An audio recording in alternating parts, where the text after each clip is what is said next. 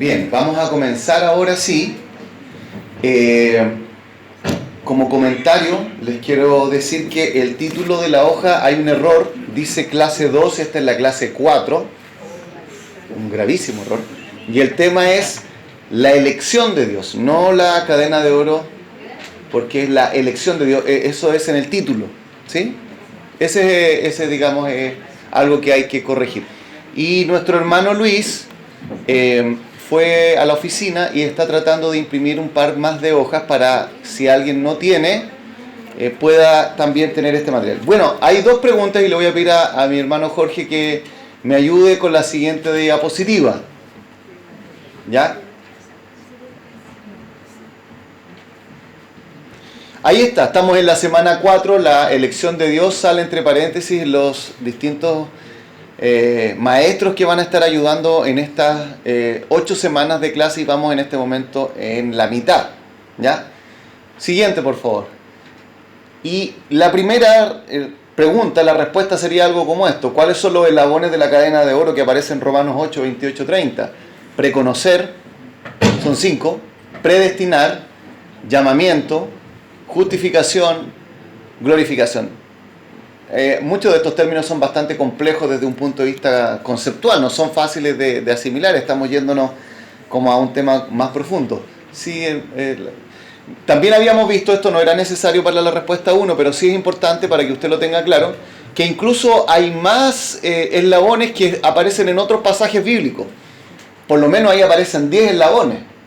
¿Sí? Es una cadena, digamos, con hartos eslabones. Pero ahí usted se puede ver que hay algunos que son en la eternidad pasada, otro fue un suceso, fue el momento de la conversión que nosotros llamamos.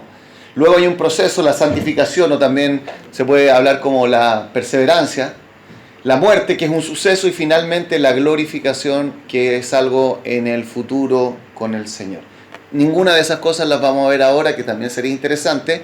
No la vamos a ver tampoco en este curso de 8 semanas. Quizás Dios mediante el próximo año podríamos ver estos distintos eslabones. ¿Ya? Pero la siguiente, ¿cuál de las dos imágenes es correcta? ¿La de la izquierda o la de la derecha? En el diagrama que ustedes tenían ahí, ¿cuál es? La de la izquierda. La imagen de la derecha da a entender que somos malos, pero en la periferia, pero en el centro, somos buenos. En el centro de mi corazón yo soy bueno. Pero la Biblia no dice eso. La Biblia dice que nosotros hay toda llaga, todo está podrido, ¿no es cierto? Y como bien señalaba nuestro hermano Rafael, hay un pasaje que habla de eso, Romanos 3:10 en adelante. La idea no es colocar la imagen que yo creo que debiese ser, sino la imagen que la Biblia declara. Y Romanos 3:10, de ahí en adelante nos dice, no hay justo ni aún uno. ¿Sí? Por lo tanto, la imagen que la Biblia da a entender es la izquierda. Y estos dos temas van a ser importantes para lo que vamos a tratar en este tiempo que nos resta. Dicho de otra manera, el ser humano, el pecado afectó nuestras emociones, ¿sí o no? Sí. A veces yo anhelo lo malo y no anhelo lo bueno, ¿sí? Afectó mis emociones. ¿Afectó mi mente? A veces yo tengo una lógica, una manera racional de pensar, o lo que la Biblia describe como, en Corintios, la sabiduría de este mundo, que en sí esa manera de pensar es bastante lógica, pero es contraria a la sabiduría de Dios. Mis emociones y mi mente están afectadas por el pecado. ¿Y mi voluntad está afectada por el pecado?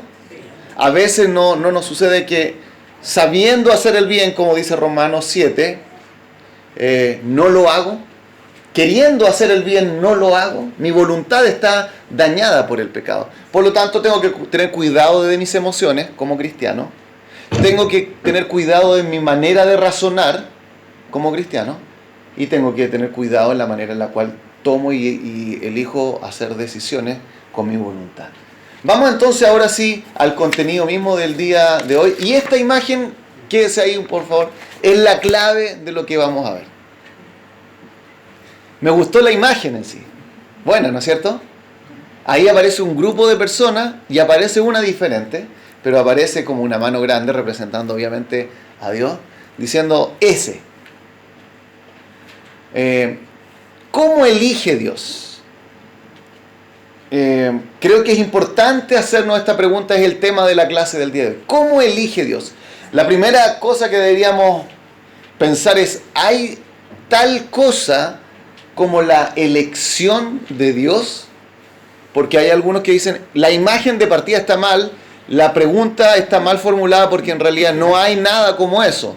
Eso no es algo que nosotros podríamos contestar, pero estamos tratando de ver esto desde un punto de vista de la palabra de Dios. Estoy por si acaso en la segunda página para los que la tienen y como dije, nuestro hermano Luis va en un momento más traer algunas para aquellos que les falta. Sí, siguiente, Jorge, por favor. ¿Qué criterio es el que Dios utiliza para hacer su elección? Yo estoy presuponiendo la elección, pero si fuese cierto esto de la elección, ¿hay algunos criterios que Dios utiliza? ¿Cómo lo hace? Si usted se va a comprar algo, un aparato electrónico, usted toma ciertos criterios. Si es un celular, quizás algunos se fijarán en una cosa, otros en otra. Hay algunos que la verdad es que dicen con que sirva para que hable, estamos listos. Otros quieren una cámara que tenga tal definición. A otros les interesa, qué sé yo, la memoria RAM, el tamaño de la pantalla, etc. Hay criterios. ¿Cuáles son los criterios de Dios? La siguiente, mi hermano Jorge. Y vamos a partir de esto. Primero, tenemos que fundamentar si la elección es algo que la Biblia enseña. ¿Es una doctrina bíblica? Sí. De ahí salen algunos pasajes. De hecho, en la hoja que usted tiene aparecen los dos primeros. Vamos a Colosenses 3:12. Sin perder esa diapositiva, sino que en su propia Biblia usted puede ir a Colosenses 3:12 y por si acaso en la hoja ahí hay algo que completar. Y Patricio, ¿tienes Biblia por ahí? Sí. ¿Puedes leer Colosenses 3:12, por favor?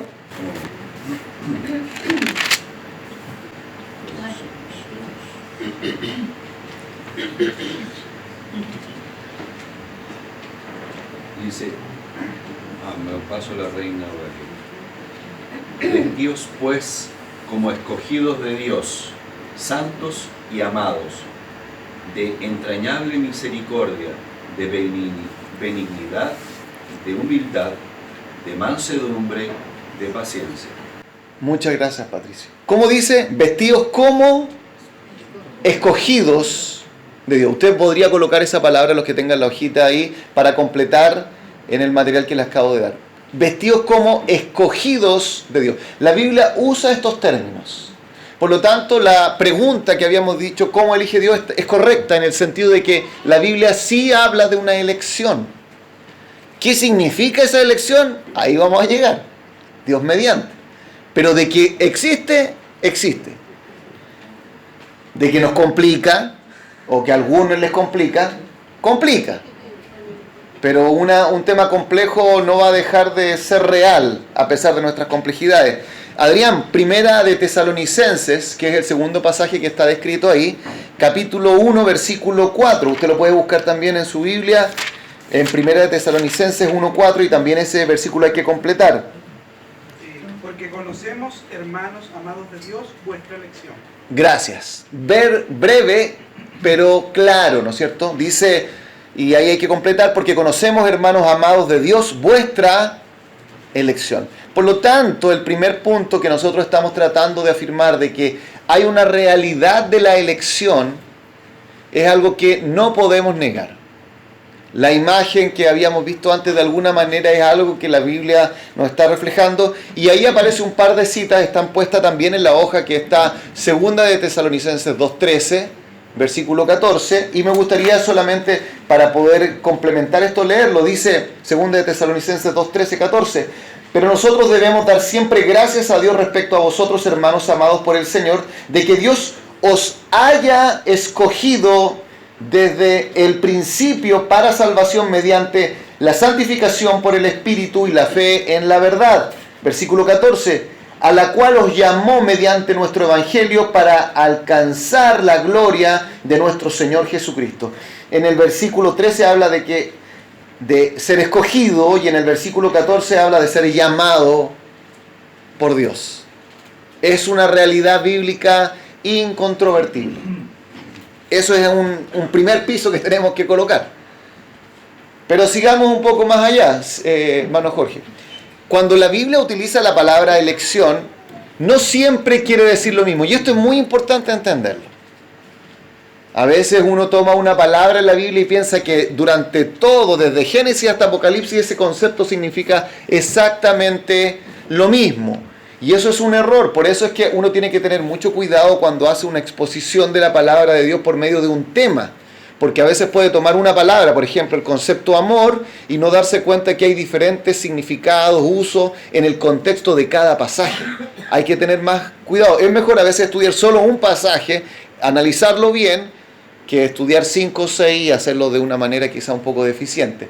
Lo que tenemos que darnos cuenta es que la palabra elección tiene distintos usos en la Biblia. Y acá salen distintos pasajes, pero no vamos a leer todos ellos, nos vamos a demorar mucho y yo quiero que nos centremos en algunos que van a ser más específicos, nos van a ayudar un poquito más. ¿Y qué es lo que podemos decir en primer lugar? Podemos decir que la Biblia habla de personas elegidas para una labor especial.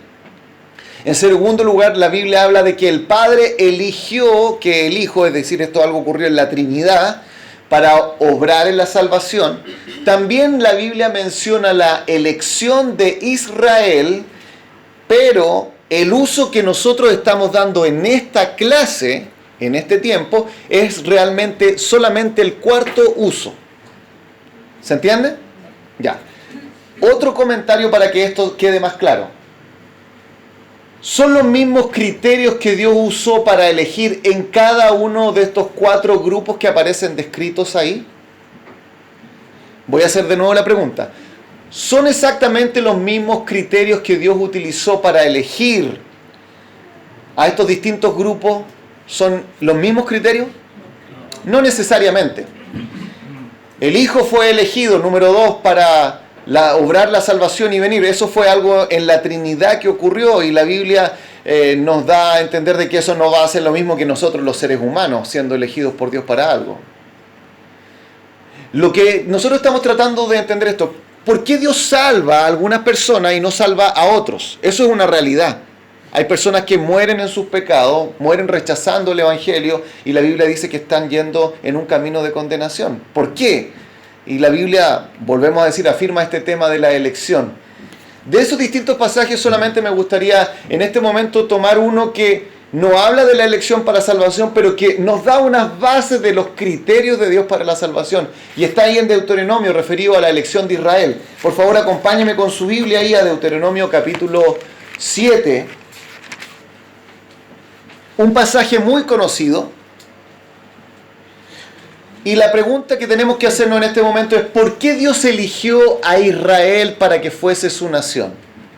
¿Por qué no eligió a los egipcios, a los fenicios? ¿Por qué no eligió a los griegos, a los romanos, a los chilenos? No escuché ningún amén ahí. ¿Ya? Señor, nosotros debiésemos haber sido tu pueblo elegido. Pero Deuteronomio 7, 6, 7 nos revela un poco de los criterios que están solamente en Dios para esto de la elección. Y que nos van a ayudar a aplicarlo, como digo, no es algo directo, pero nos van a ayudar a entender ahora para la salvación eterna. Dice, y leo para beneficio de todos, versículos 6 y 7, dice: porque tú eres pueblo santo para Jehová tu Dios. Jehová tu Dios te ha escogido para hacerle un pueblo especial. Ah, dice uno. Dios me eligió porque, Israel me refiero, Dios eligió a Israel porque es santo y porque es un pueblo especial. No, dice que lo eligió para ser santo, no por ser santo, y lo eligió para ser un pueblo especial, no por ser un pueblo especial, más que todos los pueblos que están en la tierra. Versículo 7 nos dice los criterios que Dios no usó. Fíjese esto, que Dios no usó, dice: no por ser vosotros más que todos los pueblos os ha querido Jehová, y os ha escogido. ¿Eran mejores ellos? ¿Eran mejores que los demás pueblos y Dios por eso eligió a Israel? No. ¿Eran iguales que los demás? No. De hecho dice: pues vosotros erais el más insignificante de todos los pueblos. Acá tenemos los criterios diferentes de Dios. Cuando yo voy a comprar tomate a la feria, porque a veces voy yo y voy con mi suegra, ¿cierto? Bueno, en realidad ella hace la elección, ¿ya? Ella ahí elige. Y los criterios para elegir, obviamente, tienen que ser los mejores tomates. Yo a veces trato de elegir y ella me dice: no, ese no. y tendrá que ver con el color, el tamaño, etcétera, etcétera. Pero quiero que se fije que los criterios humanos no son los criterios de Dios. Dios no eligió a un pueblo por ser igual a los demás, de hecho era el más insignificante y Dios lo eligió. Esto ya nos debe hacer una pregunta entonces, ¿cuáles son los criterios de Dios para hacer la elección en aquellos que llama para salvación? Y sigamos por favor, hermano Jorge. El criterio de Dios para elección. ¿Cómo elige Dios? Volvemos a la pregunta. ¿Cuál es la base? Ahí está mal hecha la pregunta. Bueno, pero ¿cuál es la base que Dios utiliza para hacer su elección? Y hay muchas respuestas en el mundo cristiano, pero yo solamente me voy a centrar en dos, si puede ayudarme Jorge. La primera de ellas, que se conoce como calvinismo, señala que Dios eligió como Él quiere, o conforme a su propósito. Y la segunda, que Él eligió por lo que Él ve, y Él eligió a los que antes conoció. Yo sé que estas palabras son enredadas. El pastor lo escribió y ahí no entendí nada. Bueno, vamos a tratar de dilucidar en la medida de lo posible. Puse dos solamente ideas de los criterios de elección, aunque en realidad existen más. Podríamos hablar del pelagianismo, semipelagianismo, podríamos hablar del conocimiento medio de Dios, y ninguna de esas cosas las vamos a ver porque en realidad nos vamos a enredar más. Mejor vamos a contrastar dos ideas, pero voy a tratar de definirlas. El calvinismo dice, utilizando como base Efesios 1, 3 al 5, donde dice que Dios nos escogió según el puro afecto de su voluntad. Es decir, en la voluntad de Dios Él dijo, yo voy a elegir, y ¿cuál es el criterio? Yo lo voy a hacer como yo quiero. Eso es. Y hay otros pasajes que ahí aparecen, podríamos hablarlo como en el arminianismo, y está tomado de Romanos 8:29, en esta palabra de preconocer, que dice algo como esto: Dios escogió porque Él vio antes a quienes iban a escoger a Cristo. Entonces, supongamos, en la vida de Patricio, voy a colocar a Patricio ejemplo, él vio antes que Patricio en algún momento iba a elegir a Cristo, entonces por eso Dios lo eligió. Y se usa como base ese pasaje de Primera de Pedro 1:12 o Romanos 8:29. Ahora, usted verá que estas dos ideas son contradictorias, no pueden ser las dos verdades a la vez en el mismo tiempo. O una es correcta o lo es la otra, o las dos están mal. Y la cosa es más difícil de lo que nosotros podemos pensar. Pero las dos no pueden ser correctas a la misma vez. Ahora, de alguna manera nosotros tenemos que darnos cuenta que en la primera nos produce tensión respecto al libre albedrío, ¿no es cierto? Nos complica el tema del libre albedrío con esta idea de que Dios eligió como Él quiere y ninguna cosa más. Pero la segunda nos complica en la idea de que en realidad Dios en el fondo no eligió. Porque si Dios eligió porque vio a quienes iban a elegir a Cristo, en el fondo Dios no eligió. El que eligió fue la persona. No sé si se da cuenta. Cada una de estas dos posturas, digámoslo así, nos tensiona en alguna manera, en nuestra forma de razonar, y es por eso que tenemos que avanzar y ver cuál de estas dos ideas es la que la Biblia respalda. Ahora, creo que lo importante antes de analizar y contrastar estas dos ideas es recordar lo siguiente: ambas posturas son lógicamente posibles y las dos tienen dificultades para nosotros en ciertos aspectos. Las dos nos tensionan de alguna manera. Y las dos son posibles de acuerdo al poder de Dios. En la postura del arminianismo, Dios podría haber restringido su soberanía para dejar que el ser humano sea el que elija a Dios. En cuanto a poder de Dios, se puede. En cuanto a lógica, sí tiene cierta lógica que Dios lo podría haber hecho. Pero no estamos hablando acá ni de lógica ni de poder de Dios, sino que estamos diciendo esto: ¿cuál de ellas es lo que la Biblia enseña? Eso es lo importante. Y eso es lo complicado a la vez. Vamos entonces, Jorge, a la siguiente. Veamos un poco en detalle algunas cosas del arminianismo. Dice que Dios elige mirando a través de los corredores del tiempo. Dios, que conoce el futuro, no predeterminó el futuro de nadie, no conoce, no estableció nada, fijo para nadie, sino que vio cómo cada uno iba a responder, y vio que en algún momento Patricio, Manuel, Anita iban a elegir a Cristo. Por lo tanto, Dios en ese momento dijo: este va a ser mi hijo.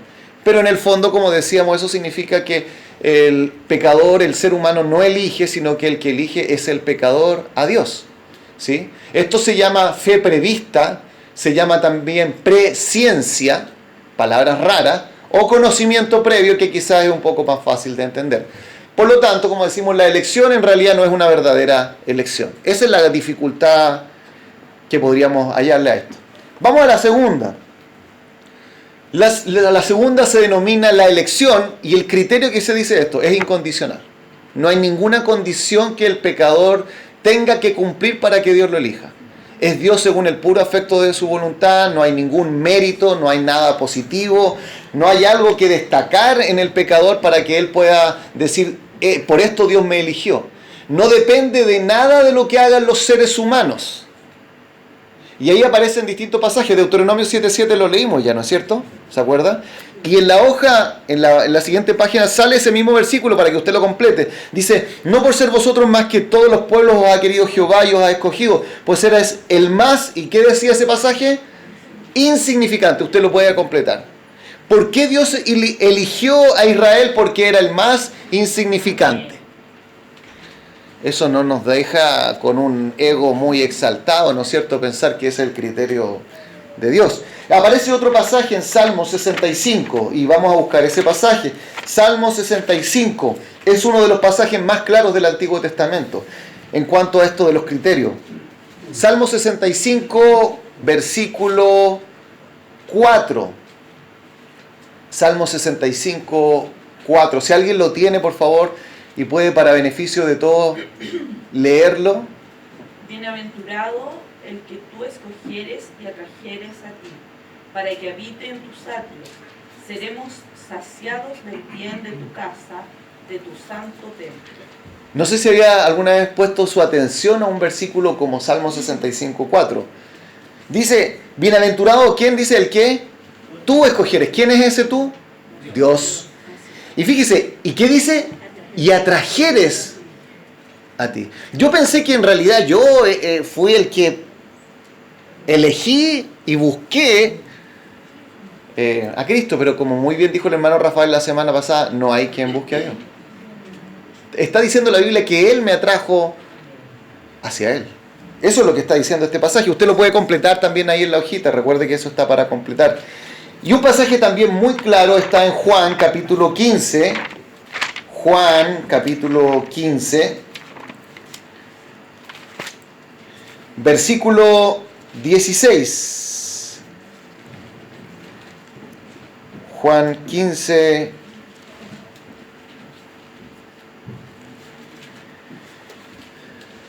Juan 15, 16. ¿Alguien que también pueda leer ese pasaje bíblico, por favor? No me elegisteis vosotros a mí, sino que yo os elegí a vosotros, y os he puesto para que vayáis y llevéis fruto, y vuestro fruto permanezca, para que todo lo que pidiereis al Padre en mi nombre, Él os lo dé. Muchas gracias. Dice, no me elegisteis vosotros a mí, sino que yo os elegí a vosotros. Pastor, yo pensé que en un momento cuando me presentaron el Evangelio y me dijeron, ¿te gustaría tomar una decisión por Cristo? Estoy usando parte del lenguaje que a veces se usa en predicar el Evangelio. Pensé que yo estaba tomando una decisión por Cristo. Pero lo que el Señor me está diciendo no es que yo en realidad no lo elegí a Él, sino que Él ya me había elegido y yo no tenía idea. Yo no me había dado cuenta. Yo pensaba que era yo el que estaba respondiendo de alguna manera favorablemente al Evangelio. Pero el Señor está diciéndonos que Él fue el que nos eligió a nosotros. De tal manera que en esto estamos entrando a un terreno que, como vuelvo a decir, tiene complicaciones. La elección en estos tres pasajes solamente se basa en Dios. Y la respuesta del ser humano es una respuesta a la obra anterior de Dios en el pecador. Esto es increíble cuando uno se da cuenta y lo empieza a analizar. Pero vez tras vez eso es lo que la Biblia nos está diciendo y afirmando. Salen un par de pasajes más y acompáñenme ahí a Efesios capítulo 1, que ya lo mencionamos, pero ahora lo vamos directamente a leer. en Efesios capítulo 1, menciona ahí en el versículo 3 adelante la obra de la Trinidad en la salvación del ser humano. Es un pasaje maravilloso. Algunos versículos hablan de Dios al Padre. Del 3, ¿no es cierto?, nos habla hasta el versículo 5. Después empieza a hablar de Jesucristo y después al final del Espíritu Santo. Pero en el versículo 3 leo para usted, Efesios 1:3 en adelante: bendito sea el Dios y Padre de nuestro Señor Jesucristo, que nos bendijo con toda bendición espiritual en los lugares celestiales en Cristo, según, dice, nos escogió en Él antes de la fundación del mundo para que fuésemos santos y sin mancha delante de Él. Y dice, en amor, habiéndonos predestinados para ser adoptados hijos suyos por medio de Jesucristo. Y dice, según el puro afecto de su voluntad. Marque eso, subráyelo. ¿Cuál fue el criterio que Dios eligió? Bueno, muy similar a Israel. No es que haya visto algo nuevo, bueno en mí. Pero pastor, algo tiene que haber visto Dios en mí, alguna cosita. No, hermano. O sea, le voy a decir lo que vio, pero no le va a gustar mucho la respuesta. Esto es un golpe tremendo para nuestro orgullo.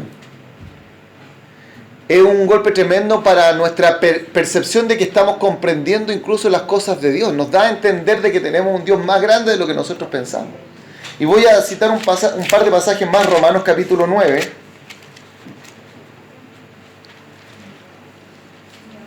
Romanos capítulo 9, versículo 11-12 está también ahí en la hojita.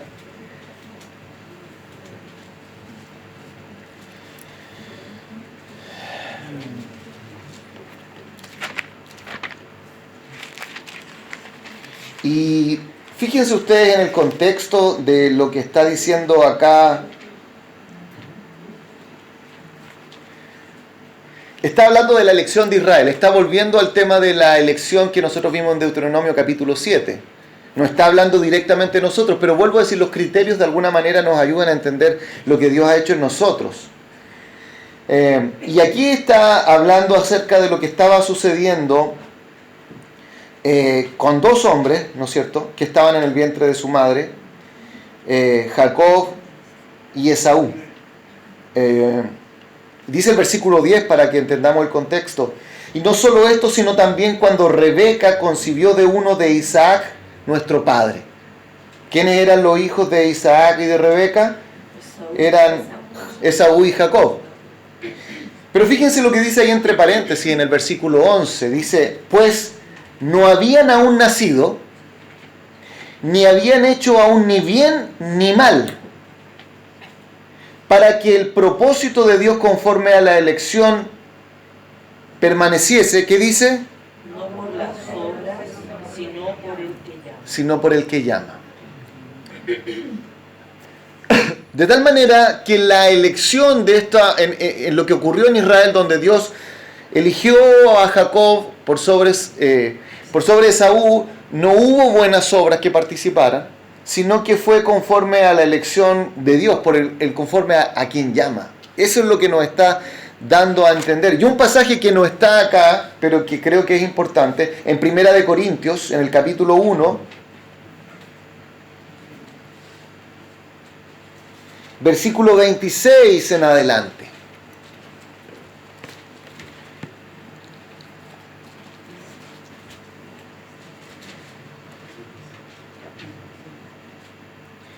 Y solamente la lectura nos va a ayudar. La pregunta con la cual tenemos que ir a este pasaje es este: ¿cuáles son los criterios que Dios utilizó para la elección? Fíjense, versículo 26 en adelante. Pues mirad, hermanos, vuestra vocación, que no sois muchos sabios según la carne, ni muchos poderosos, ni muchos nobles, sino que lo necio del mundo escogió Dios. ¿A quién escogió Dios? A lo necio. ¿Cuántos necios hay acá? Den tres, gloria a Dios, hermano. Amén. Para avergonzar a los sabios. Y lo débil del mundo. ¿Cuántos débiles hay aquí? Para avergonzar a lo fuerte. Y lo vil del mundo. A ella no le gustó mucho, pero se lo voy a preguntar igual. ¿Cuántos viles hay acá? Tenemos que también levantar la mano. Y lo menospreciado. ¿Cuántos menospreciados hay acá? Y lo que no es. Oiga, pastor, si fuera una terapia de grupo para tratar de animarme. Como coaching, esta iglesia no supera, digamos, ningún criterio. Lo que no es. O sea, podríamos decir que usted es un necio, es un débil, es un vil, es un menospreciable, y no es, ni siquiera es. Según Pablo, por favor.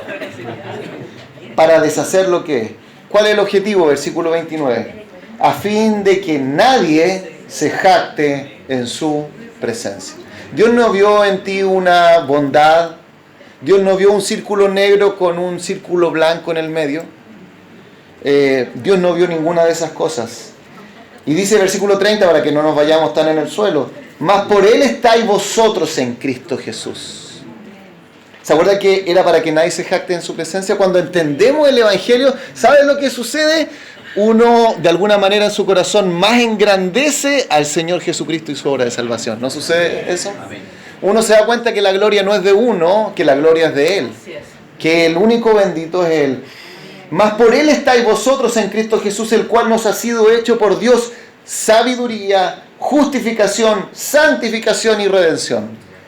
Para que, como está escrito, leámoslo todo junto: el que se gloría, gloríese en el Señor. Esa es mi gloria, la cruz de Cristo, el Señor. Si hay algo bueno en mí, es porque Dios ha hecho algo que yo jamás pensé que habría. Es increíble darse cuenta de esto. Pero esto nos genera preguntas y dudas, obviamente. Podrían haber muchas acá, pero quiero plantear algunas nomás, hermano Jorge. Vamos a colocar 3. Por lo tanto, si hay algunos pasajes que muy bien utilizan algunos hermanos, ahí hay algunos nomás, que tienen una posición más bien, como dijimos, arminiana, ¿qué es lo que Dios vio desde antemano entonces? Porque la Biblia sí usa ese concepto, eso es verdad. En segundo, ¿qué sucede con el libre albedrío? ¿Acaso no tenemos libre albedrío y somos monigotes que Dios, ¿no es cierto?, manipula y hace lo que quiere con nosotros? Y en tercer lugar, ¿acaso esto no es injusto? ¿Acaso Dios no es injusto si Él está eligiendo a algunos y no elige a otros? Vamos a tratar de dar algunas respuestas breves a esto. Como digo, pueden haber muchas más consultas, dudas, pero creo que esto nos puede ayudar. Primera respuesta, no sé si alcanza a ver ahí. Si no ve, vaya al oculista porque ahí está teniendo algunos problemas. ¿Ya? Bueno, dice ahí, ¿qué es lo que Dios previó? Hay pasajes que habla que Dios, en Romanos 8, por ejemplo, hablaba que Dios, a los que antes conoció, pero es interesante esto, el arminianismo dice que lo que Dios conoció de antes fue la fe que tendría una persona para responder a Cristo, pero la Biblia no dice eso. La Biblia no dice que Dios vio la fe del pecador, lo que la Biblia dice es que Dios vio de antes al pecador. No sé si se entiende. Vio a esa persona. ¿Y qué fue lo que Dios previó?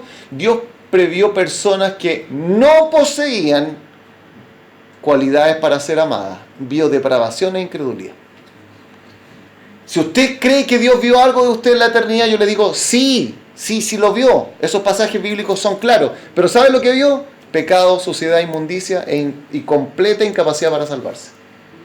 No vio una fe potencial, no vio un buen cristiano ahí latente, no vio nada de eso. Vio un pecador sin ni una posibilidad de salvarse. Segunda pregunta, ¿qué pasa con el libre albedrío? Ahí hay una respuesta. Todos los seres humanos tienen un bajo nivel de libertad por causa del pecado y también tienen falta de libertad porque son finitos. Voy a dar algunos ejemplos pequeños para que esto se entienda. Es incorrecto pensar que la soberanía de Dios y el libre albedrío humano están en el mismo nivel. Es incorrecto. Si tenemos esa postura, sería eso está malo. La soberanía de Dios está acá y el libre albedrío humano está abajo. Mi libre albedrío nunca está al mismo nivel que Dios, que es su soberanía. Y eso por muchas cosas. Como dice ahí, primero porque soy finito. Si yo en este momento dijera, me gustaría estar, ¿no es cierto?, en el río Sena, aunque yo lo quisiera con todo mi corazón y yo exijo mi libertad para estar en este momento en el río Sena, o como pasó tiempo atrás, exijo, ¿no es cierto?, mi hamburguesa, mi Big Mac, ¿no es cierto?, ahora. Hay cosas que mi libre albedrío no puede hacer. Estoy limitado. Si yo quisiera trabajar 24 horas seguidas durante una semana, no voy a poder. No puedo ejercer esa libertad. En algún momento voy a quedar rendido de sueño o voy a tener algunos problemas de salud serios. Por lo tanto, mi libertad está limitada en muchos sentidos. Mi libre albedrío no puedo compararlo con el libre albedrío de Dios. Mi libre albedrío está mucho más limitado. Es más, la Biblia dice que aquel que está sin Cristo tiene un menor libre albedrío que un cristiano. ¿Sabe por qué? Porque él solamente puede pecar y obedecer a su amo, que es el Satanás. Pero el cristiano fue libertado del pecado. Tenemos mayor libertad que un pecador sin Cristo, pero no tenemos la misma libertad que Dios. Dios es el ser más libre de los seres. Y nunca nuestra libertad va a ser como Él. Por lo tanto, nuestro libre albedrío está bajo la soberanía de Dios. Quizás eso no resuelve todas las dudas, pero creo que ayuda. Y finalmente, ¿es injusto Dios con esto? Si están todos estos perdidos en sus pecados, que Dios salve a algunos, ¿significa que Dios está siendo injusto? Hermano Jorge, hay que entender esto. Y esta idea es de R.C. Sproul, no es mía. Dice, existe la justicia y la no justicia. Pero la no justicia puede ser de dos maneras. Puede ser injusticia o misericordia. Cuando Dios vio a todos los pecadores, en justicia todos están perdidos y destinados al infierno. ¿Sabe lo que Dios hizo con los salvos? Les aplicó la no justicia de misericordia, los salvó. Pero ¿sabe lo que hizo con los que siguen en sus pecados? Le aplica su justicia. ¿Eso es injusticia? No. Es no justicia, es misericordia. Sé que es enredado y quizás lo podría haber dicho más fácil, pero es lo que me salió. Pero en definitiva tenemos que entender que en la elección de Dios no hay mérito ninguno en el pecador. Siguiente, hermano Jorge. Después lo mandamos si quieren. Complete el siguiente versículo. Para que el propósito de Dios conforme a la elección permaneciese, no por las obras, sino por, muchos dijimos en esa oportunidad, la fe. Para que, no por la obra, sino por la fe. ¿Eso dice ese versículo? No. ¿Qué dice? Sino por el que llama. Nos mató. No es por la fe. La elección no es por la fe, sino es porque es el que llama. Si bien nuestra justificación se basa en la fe, esta no es condición para la elección. La elección es incondicional. Siguiente. Me falta un par de láminas y dudas. Conclusiones. Puedes tener dudas acerca de cuál es la forma bíblica de la salvación. Puede ser que lo que hemos visto acá dice, pastor, me fui igual o más enredado de lo que llegué. Espero que no sea así. Pero si ese fuese el caso, no importa, si tienes a Cristo eres cristiano y estás seguro en Cristo. O dicho de otra manera, el punto número 2, nadie es salvo por creer la doctrina correcta. Nadie es salvo por creer en el calvinismo, por si acaso. Usted puede ser un arminiano con todo el corazón, pero si usted tiene a Cristo en su corazón, usted es salvo. Lo que pasa es que tener la doctrina correcta nos libra de errores, de temores y de aflicciones en nuestra vida cristiana. Eso es. Y también es importante recordar esto, que a través de la historia de la iglesia Dios ha levantado grandes hombres de Dios, grandes personas que han tenido distintas visiones respecto a lo que acabamos de explicar. Y eso es importante recordarlo para que nos dé un sentido de humildad. Rodrigo Palma levantó la mano, quiere hacer alguna consulta. Lo que pasa es que hay una posibilidad de que el arminianismo, que habla acerca del preconocimiento, sea simplemente una forma de explicarnos a nosotros los mortales cómo podría Dios haber hecho su elección, que en definitiva es más bien de tipo calvinista, en el sentido de que Dios es omnisciente, es omnipresente, por lo tanto Él en términos reales no vive en la dimensión que nosotros vivimos. Dios no está sujeto a las variables que nosotros estamos sujetos, que son el tiempo y el espacio. Dios ve todo como una sola longitudinal que atraviesa desde desde el principio y hasta el principio, alfa y omega. Por lo tanto, cuando tú tienes a un ser todopoderoso que es capaz de atravesar el tiempo y el espacio de esa manera y no estar sujeto a esa variable, en realidad no hay un preconocimiento, solo hay un conocimiento. Por lo tanto, Dios no es que nos vio de antes, Dios nos está viendo de una manera que como mortales no podemos entender. Eso es lo que creo, primero. Y segundo, creo que sí, Dios nos elige. Y no creo que sea injusto, porque en realidad al leer lo que salía en la palabra de Dios, que Dios eligió a los viles, o sea, a lo más penca que había, quiere decir que todos cumplimos los requisitos de nuestro currículum. Por lo tanto, todos estamos perfectamente listos para el empleo. Creo que quizás el libre albedrío tiene que ver más con el hecho de estar dispuestos de ser tomados por Dios. Es como un fruto que simplemente se deja caer por la brisa cuando ya está maduro, listo para romperse y transformarse en una semilla que Dios va a terminar en algún momento. Entonces, porque es difícil entender esto de preconocer, cuando en realidad para Dios no existe el tiempo, no hay un pre, no hay un post. Bueno, difícil pregunta, con hartos temas, y quizás no voy a alcanzar a decir todo porque vienen los niños, pero solamente mencionar algo. Es verdad, Dios es atemporal, por lo tanto la palabra preconocer es para que nosotros entendamos lo que sucedió cuando nosotros y la creación no existía. Solo enfatizar que el preconocer no es que Él haya visto la fe o las obras, sino que a la persona. Él nos conoció a nosotros desde antes de la fundación del mundo.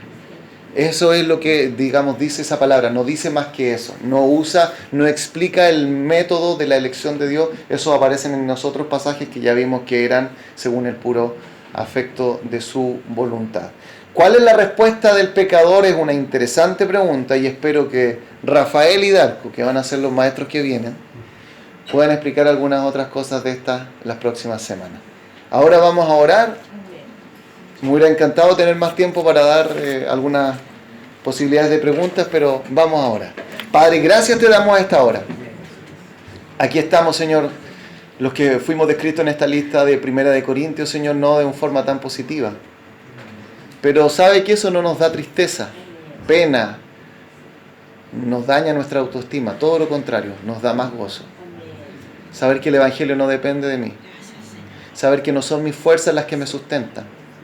Saber que no es mi experiencia cristiana, no es el cargo que ocupe en el servicio de tu reino. No es eso, eres tú, Señor. Eres tú el que me sustenta, me sostiene. Eres tú, Padre, el que me salvó, y eres tú, Señor, que en esta cadena inquebrantable de la salvación va a completar su obra hasta la glorificación de sus hijos. Gracias, Padre, por cada uno de los que estamos acá. Pedimos tu bendición en el nombre de Jesús. Amén. Amén. Que el Señor les bendiga, hermano.